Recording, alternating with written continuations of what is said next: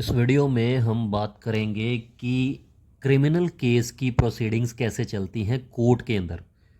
देखिए, criminal case में एक एक पॉइंट मैं आपको सिंपल शब्दों में क्लियर करूंगा। सबसे पहले देखिए, कोई कंप्लेंट करता है, जैसे किसी अपराधी ने कोई अपराध किया, मान के चलिए किसी ने किसी के घर में चोरी कर ली, तो जिसके घर में चोरी हुई है वो कहाँ पे जाएगा? पुलिस स्टेशन में जाएगा कंप्लेंट लिखवाने। तो उसने कंप्लेंट लिखवाई और वहाँ पर जो पुलिस वाले हैं पुलिस स्टेशन में उसकी एफआईआर लिखी जाती है। सबसे पहले क्या होता है? एफआईआर लिखी जाती है, फर्स्ट इंफॉर्मेशन रिपोर्ट, एफआईआर। तो एक बार एफआईआर लिखी गई, उसके बाद अगला स्टेप क्या होगा? देखिए, एफआईआर लिखने के बाद अगर अक्यूज्ड को अरेस्ट कर लिया जाता है, मान के चलिए 2 दिनों के बाद या 4 दिनों के बाद या 10 दिनों के बाद, जो दोषी है जिसने अपराध किया है उसको पकड़ लिया पुलिस में, तो पुलिस को उसको 24 घंटे के अंदर अंदर कोर्ट में पेश करना होता है जज साहब के सामने। तो अब अक्यूज्ड पकड़ा गया है, उसको 24 घंटे के अंदर पेश करना ही करना है जज साहब के सामने, जो उनके इलाका मजिस्ट्रेट होते हैं उनकी कोर्ट में पेश करना होता है। तो अक्यूज पेश किया जाता है कहाँ पर? कोर्ट में।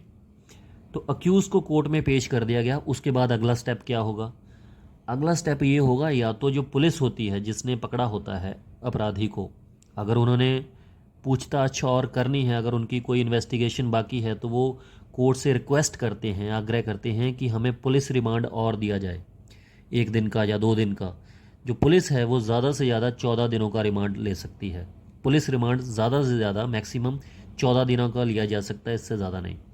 तो ज़्यादातर होता क्या है कि पुलिस 1 या 2 दिनों का रिमांड मांगती है। तो अगर कोर्ट को लगता है कि वाकई में इनको पुलिस रिमांड दे देना चाहिए, तो वो पुलिस रिमांड दे देते हैं, अदरवाइज़ उसको जुडिशियल रिमांड पर भेज दिया जाता है। अब जुडिशियल रिमांड क्या होता है? जुडिशियल और पुलिस रिमांड में क्या फ़र्क है कि पुलिस रिमांड में अपराधी को पुलिस की हिरासत में रखा जाता है, पुलिस स्टेशन में रखा जाता है। लेकिन जब जुडिशियल रिमांड का मतलब ये होता है कि उसको जेल भेज दिया जाता है। और जेल में भेजने का मतलब ये है कि अब वो जज साहब की कस्टडी में है, कोर्ट की कस्टडी में है। फिर पुलिस वालों का उससे कोई मतलब नहीं है, उसको डायरेक्ट जेल में भेज दिया जाता है, जहाँ पर कैदी रहते हैं जिनको सज़ा हो चुकी होती है, जहाँ जिन पर केस चल रहा होता है, अभी सज़ा होनी बाकी होती है। तो इस तरीके से या तो पुलिस रिमांड मिलता है जब पेश किया जाता है, या फिर जुडिशियल रिमांड मिलता है। यहाँ तक आपको क्लियर हो गया है। अब नेक्स्ट पॉइंट क्या है? अब उसको मान के चलिए 1 या 2 दिनों का पुलिस रिमांड मिला, उसके बाद जुडिशियल तो उसने होना ही है, आखिर तो उसने जेल में ही जाना है। तो जब जुडिशियल रिमांड चला गया, तो कई बार तो क्या होता है कि अक्यूज जो है, दोषी जो है, वकील के द्वारा बेल एप्लीकेशन लगा देता है। उसकी हम बाद में बात करेंगे। अगर बेल एप्लीकेशन अलाउ हो जाती है तो उसको बेल मिल जाती है, चाहे इसमें बेल मिले या ना मिले। अब चाहे वो जेल में है, चाहे वो उसको जमानत मिल गई है, अगला स्टेप इसी तरीके से चलेगा क्रिमिनल प्रोसीडिंग का, जो मैं बता रहा हूँ।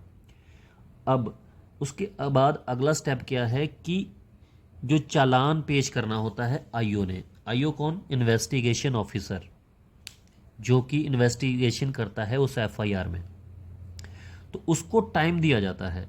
देखिए, जो बहुत ज़्यादा गंभीर अपराध होते हैं उनमें 90 दिनों का टाइम होता है कि 90 दिनों के अंदर अंदर उसने चालान पेश करना होता है। चालान किसको कहते हैं? चालान एक इन्वेस्टिगेशन रिपोर्ट होती है, 173 सीआरपीसी की, 173 सीआरपीसी की रिपोर्ट होती है, जो कि इन्वेस्टिगेशन ऑफिसर के द्वारा तैयार की जाती है।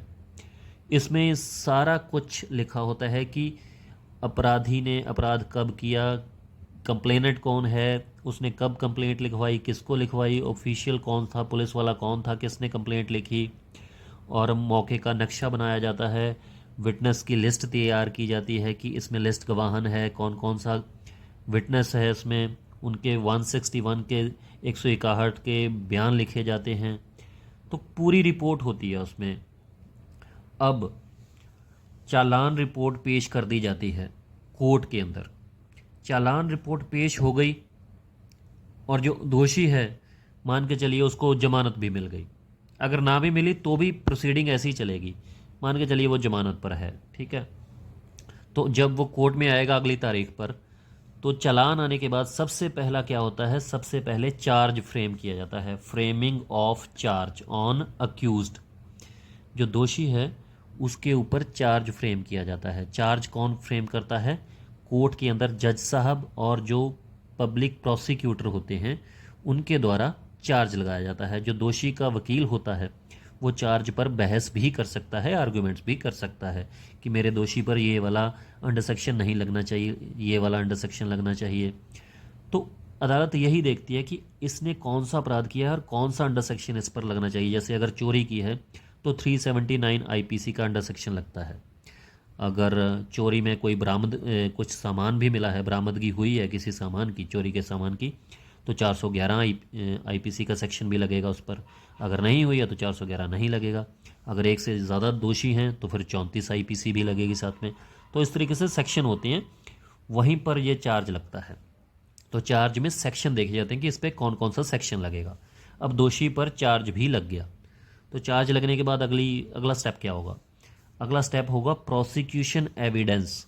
प्रोसिक्यूशन एविडेंस पर लग जाती है फाइल, जो है केस जो है वो प्रोसिक्यूशन एविडेंस पे चला जाता है, पीडब्ल्यूएस पे चला जाता है। प्रोसिक्यूशन एविडेंस का मतलब होता है कि जो दोषी है, जो अपराधी है, उसके खिलाफ जो विटनेस हैं वो आकर गवाही देंगे। एक तो कंप्लेनेंट हो जाता है, जिसने, जो मुद्दई है, जो कंप्लेनेंट है, जिसने कंप्लेंट लिखवाई है, उसको आकर बयान देना होगा कि मेरे घर में चोरी हुई है या मेरे साथ मारपीट हुई है, जो भी है, जैसी भी कंप्लेंट है। और उसके जो मौके के गवाह होते हैं वो आकर गवाही देते हैं, जो इन्वेस्टिगेशन ऑफिसर होता है वो आकर गवाही देता है। कुल मिला के प्रोसिक्यूशन एविडेंस दोषी के, अपराधी के खिलाफ जो विटनेस होते हैं वो होते हैं। अब जो दोषी के खिलाफ विटनेस होते हैं वो अपनी गवाही दे देते हैं प्रोसिक्यूशन एविडेंस में, और उसके बाद प्रोसिक्यूशन एविडेंस को क्लोज किया जाता है पीपी के द्वारा, पब्लिक प्रोसिक्यूटर के द्वारा। जो कोर्ट के अंदर ही एक वकील होता है जो कि स्टेट की तरफ से आर्ग्यूमेंट्स करता है, स्टेट की तरफ से केस को लड़ता है। स्टेट मतलब सरकार। तो कोई भी क्रिमिनल केस जो है वो स्टेट के खिलाफ ही माना जाता है। तो इसीलिए जब भी कोई आपको एफआईआर होती है और कोर्ट में जब केस चलता है तो ऐसे चलता है, state versus A, state versus B, ऐसे चलता है। तो स्टेट माना जाता है क्योंकि आपने कोई भी अपराध किया है तो वो सरकार के खिलाफ किया है। तो उसके लिए एक वकील होता है सरकार की तरफ से ही, जो कि दोषी को सज़ा दिलवाने के लिए होता है। तो प्रोसिक्यूशन एविडेंस होता है, सबसे पहले विटनेसेस को बुलाया जाता है, उनका एविडेंस होता है। अगर दोषी ने कोई वकील किया है तो उनका क्रॉस कर सकते हैं दोषी के द्वारा। जो अपराधी है वो अपने आप को निर्दोष साबित करने के लिए विटनेसेस का, गवाहों का क्रॉस भी कर सकता है अपने वकील के द्वारा। तो जब उनकी गवाही हो जाती है, उनका क्रॉस एग्जामिनेशन भी हो जाता है, तो पीपी के द्वारा, पब्लिक प्रोसिक्यूटर के द्वारा प्रोसिक्यूशन एविडेंस को क्लोज किया जाता है कि अब मैं और किसी गवाह को नहीं बुलाना चाहता। कई बार कोर्ट या जज साहब भी अपने क्लोज बाय ऑर्डर भी कर देते हैं क्लोज प्रोसिक्यूशन एविडेंस को, कि बहुत मौके हो चुके हैं, अब इसको क्लोज किया जाए। अब प्रोसिक्यूशन एविडेंस जब क्लोज हो जाता है, मतलब अब प्रोसिक्यूशन का कोई एविडेंस नहीं बुलाया जाएगा, कोई विटनेस नहीं बुलाया जाएगा, उसके बाद क्या होता है कि 313 सीआरपीसी एक स्टेटमेंट होती है अक्यूज्ड की, दोषी की, अपराधी की। उसमें क्या होता है कि उसमें अपराधी से सिंपल से क्वेश्चन होते हैं, वही 8-10 क्वेश्चन होते हैं, वो पूछे जाते हैं अदालत के द्वारा। उसमें उससे पूछा जाता है कि आपके खिलाफ ये सेक्शन लगा है, आपके खिलाफ ये विटनेसेस आए हैं, आप इनसे सहमत हैं या नहीं सहमत हैं। कई बार तो दोषी जो है वो मान भी लेता है, अगर छोटा मोटा केस होता है, कि हाँ मैं मानता हूँ और मुझे कम से कम सज़ा दी जाए और मुझे बख्शा जाए। तो छोटे मोटे केसों में फिर अदालत अपने आप से देख लेती है कि अगर वो कुछ दिन कस्टडी में रहा है, या थोड़ा बहुत फाइन करके उसको छोड़ दिया जाता है। कई बार विटनेस, जो अक्यूज़ होता है, दोषी, कहता है कि मैं सहमत नहीं हूँ, मैंने कोई अपराध नहीं किया है, I do not plead guilty. अगर वो मान लेता है तो फिर आता है कि आई प्लीड गिल्टी, कि मैं मानता हूँ कि मैं दोषी हूँ। या उससे पूछा जाता है कि आप गिल्टी मानते हैं कि नहीं। अगर वो कहता है कि I do not plead guilty, कि मैं दोषी अपने आप को नहीं मानता, तो उससे पूछा जाता है कि फिर आप अपने डिफेंस में कोई विटनेस को बुलाना चाहते हैं जो आपके हित में गवाही दे, विटनेस आपकी तरफ से कोई बुलाना चाहते हैं। तो अगर वो कहता है कि यस, तो फिर उसके बाद उसको एक मौका दिया जाता है, एक नहीं काफ़ी मौके दिए जाते हैं डिफेंस एविडेंस के लिए, अपना कोई विटनेस बुलाने के लिए, अपनी गवाही देने के लिए।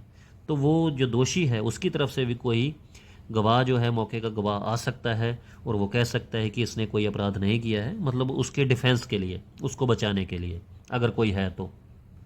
और उनके वकील जो हैं दोषी के, वो भी डिफेंस पर आर्गूमेंट्स भी कर सकते हैं, उसके बाद आर्गूमेंट्स होती हैं।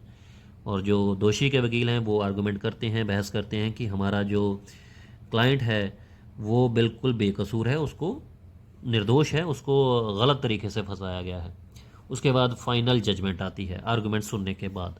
उसके बाद जो कोर्ट है, जो जज साहब हैं, उनको डिसाइड करना होता है कि दोषी को बरी करना है, एक्यूटल करना है, एक्यूटल मतलब बरी, कि एक्यूटेड करना है उसको, या फिर उसको कन्विक्टेड करना है, जहाँ उसको सज़ा देनी है। कन्विक्टेड मतलब सज़ा मिलनी। तो ये पूरी मतलब स्टेप बाय स्टेप मैंने आपको सारी प्रोसीडिंग बता दी हैं। इसके अलावा और ऐसी कोई प्रोसीडिंग नहीं होती है। कई बार कुछ एप्लीकेशंस ज़रूर लग जाती हैं, वो अलग मैटर है, लेकिन सिंपल तरीका यही है एक कोर्ट के अंदर, कचहरी के अंदर किसी क्रिमिनल केस की प्रोसीडिंग्स का। तो अगर आप नए एडवोकेट हैं तो ये वीडियो आपके लिए बेहद लाभमंद है, बेनिफिशियल रहेगी। इसको अच्छे से समझ लीजिए। तो अगर आप इसको अच्छे से समझ लेंगे तो आपको दिक्कत परेशानी नहीं आएगी। तो उम्मीद करता हूँ क्लियर हो गया होगा। कोई कन्फ्यूजन रह गई हो तो प्लीज़ कमेंट करके ज़रूर बताइएगा। कुछ और पूछना हो तो भी कमेंट कर सकते हैं। ये वीडियो अच्छी लगी तो कमेंट ज़रूर कीजिएगा, लाइक कीजिएगा, ताकि ज़्यादा से ज़्यादा लोगों तक पहुँच सके। और दोस्तों में और ग्रुप्स में शेयर ज़रूर कीजिएगा, सब्सक्राइब भी कर लीजिएगा। शुक्रिया, धन्यवाद।